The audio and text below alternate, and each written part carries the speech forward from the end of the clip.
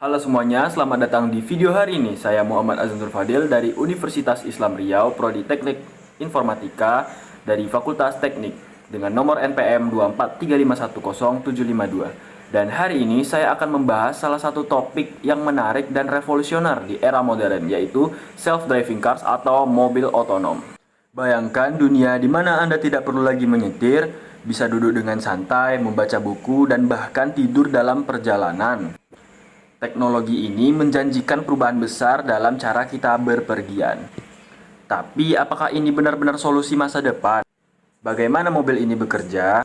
Apa saja manfaatnya dan juga apa saja tantangannya? Mari kita selami topik ini bersama-sama. Sebelum membahas cara kerjanya, mari kita mundur dulu dan melihat bagaimana teknologi ini berkembang. Self-driving cars mungkin terdengar seperti teknologi futuristik, tetapi ide ini sebenarnya sudah ada selama beberapa dekade. Mari kita bahas evolusi teknologi ini dari awal hingga sekarang. Pada awal tahun 1950 hingga 1970-an, gagasan tentang kendaraan yang dapat mengemudi sendiri muncul pada 1950-an. Ketika teknologi radio mulai berkembang, para ilmuwan membayangkan mobil yang dikendalikan oleh sinyal radio dan infrastruktur jalan. Pada 1950-an, General Motors memamerkan konsep mobil otomatis dalam pameran Futurama 2 di New York World's Fair. Mobil ini terhubung ke jalur elektronik di jalan raya, tetapi hanya berupa ide tanpa implementasi nyata. Pada tahun 1970-an, Ernst Dickmann, seorang ilmuwan asal Jerman, mulai meneliti teknologi fisik komputer yang nantinya menjadi dasar otonom. Eksperimen awal terjadi pada tahun 1980-an hingga 1990-an. Pada era ini, eksperimen lebih serius mulai dilakukan, terutama oleh universitas dan lembaga penelitian. Pada tahun 1984, Carnegie Mellon University menciptakan ALV atau Autonomous Land Vehicle, kendaraan eksperimental pertama yang dilengkapi kamera dan sensor laser untuk mendeteksi objek. Meskipun lambat, ALV adalah tonggak penting dalam sejarah self-driving cars. Pada tahun 1986, Mercedes-Benz dan Ernst Dickmann mengembangkan mobil otonom yang mampu melaju di jalan raya hingga kecepatan 100 km per jam. Sistem ini menggunakan kamera untuk mengenali jalur dan kendaraan lain. Pada tahun 1990-an, proyek Eureka Prometheus, salah satu proyek penelitian terbesar di Eropa, membawa teknologi ini ke tahap yang lebih lanjut dengan fokus pada mobil pintar dan keamanan. Pada tahun 2000-an, DARPA atau Defense Advanced Research Project Agency di Amerika Serikat mengadakan kompetisi untuk memacu inovasi di bidang kendaraan otonom. Pada tahun 2004, tantangan pertama gagal total. Tidak ada kendaraan yang berhasil menyelesaikan trek sepanjang 240 km di Gurun Mujave, namun ini memberikan pelajaran penting bagi para insinyur. Pada tahun 2005, pada tantangan berikutnya, 5 kendaraan berhasil menyelesaikan rute dengan Stanley, mobil dari Stanford University, keluar sebagai pemenang. Kompetisi ini menjadi katalis bagi perkembangan mobil otonom modern.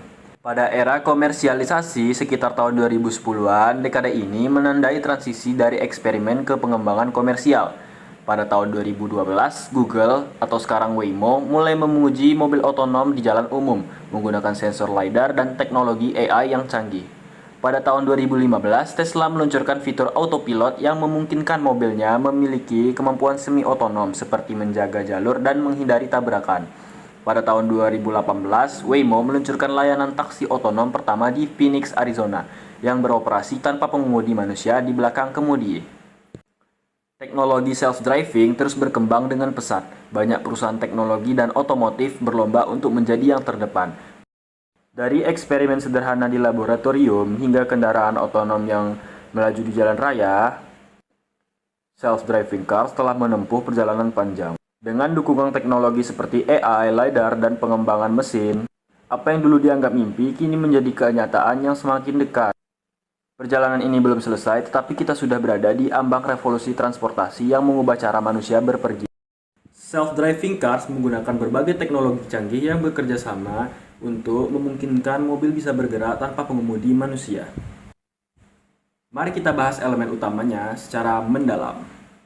Yang pertama ada LiDAR atau Light Detection and Ranging. LiDAR adalah teknologi yang menggunakan laser untuk memindai lingkungan sekitar. Mobil memancarkan ribuan sinar laser setiap detik yang memantul kembali setelah mengenai objek di sekitar, seperti kendaraan lain, pejalan kaki, atau bangunan.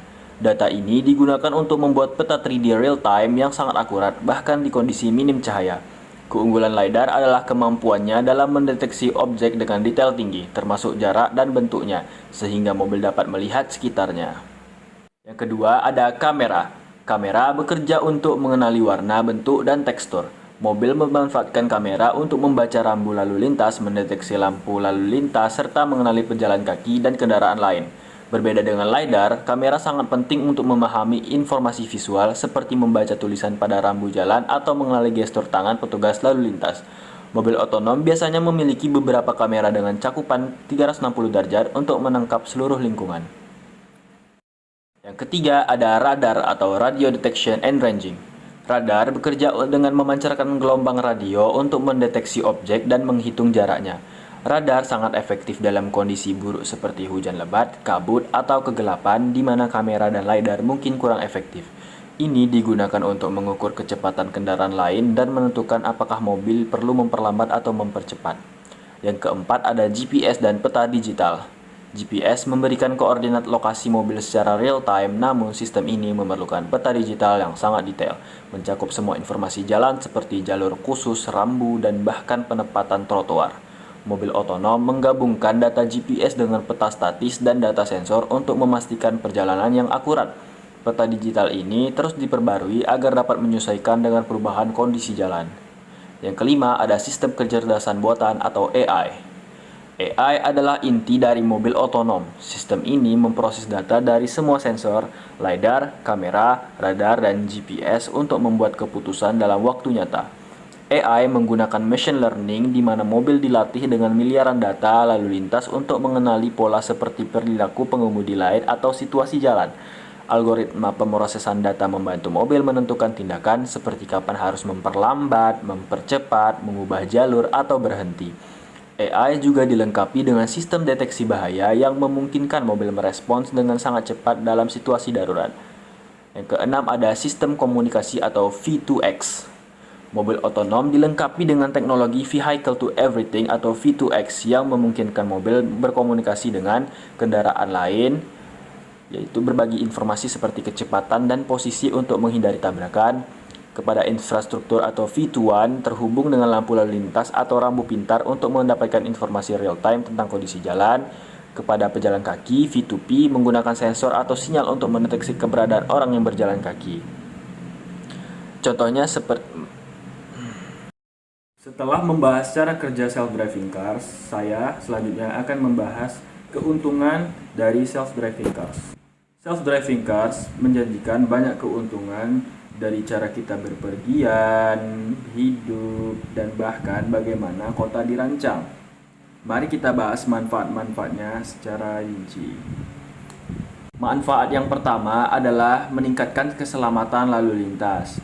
Menurut Organisasi Kesehatan Dunia atau WHO, lebih dari 1,3 juta orang meninggal akibat kecelakaan lalu lintas setiap tahun. Sebagian besar kecelakaan ini disebabkan oleh kesalahan manusia seperti mengantuk saat mengemudi, gangguan seperti penggunaan ponsel, mengemudi dalam keadaan mabuk. Mobil otonom dapat menghilangkan resiko ini karena sistemnya terlalu waspada, tidak terpengaruh oleh emosi, dan mampu merespons bahaya lebih cepat daripada manusia. Yang kedua, mengurangi kemacetan lalu lintas. Self-driving cars menggunakan algoritma canggih untuk menghindari rute yang padat, berkoordinasi dengan kendaraan lain untuk mengoptimalkan aliran lalu lintas, mengurangi pengereman mendadak dan akselerasi berlebih yang sering menyebabkan kemacetan. Dengan koordinasi yang lebih baik, kendaraan ini dapat menciptakan lalu lintas yang lebih lancar. Bahkan kota-kota besar dapat merancang ulang jalan raya mereka karena kebutuhan akan lampu lalu lintas dan rambu mungkin akan berkurang di masa depan. Yang ketiga, menghemat waktu dan meningkatkan produktivitas. Dengan self-driving cars, waktu perjalanan tidak lagi terbuang sia-sia. Pengguna dapat membaca, bekerja, atau bahkan tidur selama perjalanan. Mengurangi stres akibat harus fokus menyetir, terutama di jalan yang macet. Ini memberikan peluang besar untuk meningkatkan produktivitas sebagai gambaran orang yang tinggal di kota besar seperti Jakarta. Dapat menghemat rata-rata 2-3 jam sehari jika tidak harus menyetir. Baiklah, sekian penjelasan tentang self-driving cars dari saya. Mohon maaf bila banyak kesalahan. Jangan lupa tinggalkan komen dan like. Terima kasih sudah menonton hingga selesai. Sampai jumpa.